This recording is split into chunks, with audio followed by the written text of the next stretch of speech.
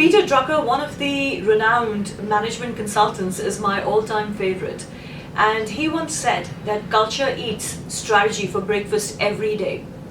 Now, there are a few things when you read, you understand that how meaningful they are. And when you encounter them in real life, they become even more impactful and meaningful. Now, I get to see this in my clients' business very often, and I tell them that culture is what you tolerate.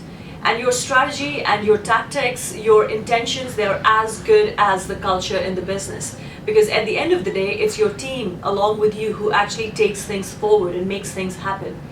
And there was a nuance, there was a distinction that was made for myself by my team.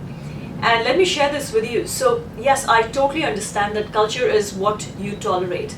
But then my team very recently actually taught me something very interesting. And this is when they came up to me and they talked about one of the other team members, and they said, Shweta, we really care about the talent that we have in this team and each one of us. And we can see that there is this one person who's absolutely exemplary and can actually do even better, but recently has been not doing the best possible.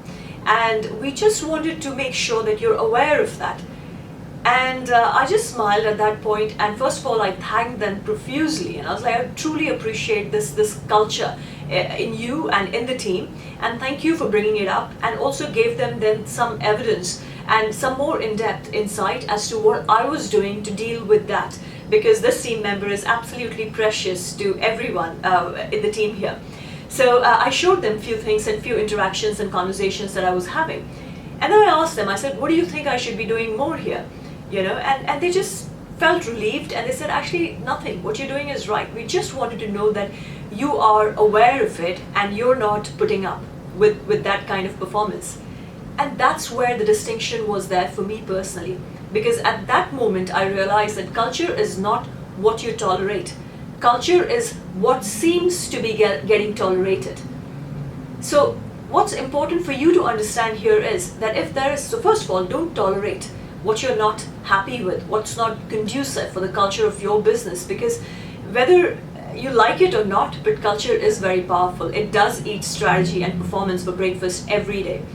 And then the second thing is, if you're dealing with some issue with a person on a one-to-one basis, make sure that the wider team is aware of it, not about the person or about the issue, but about the general principles that you want to have in the business and how you expect the entire team to perform. So make sure the message is conveyed loud and clear, so team is aware that you are not putting up with something which should not be tolerated, and your eyes, your ears, and your heart is absolutely aligned with the right culture in your business.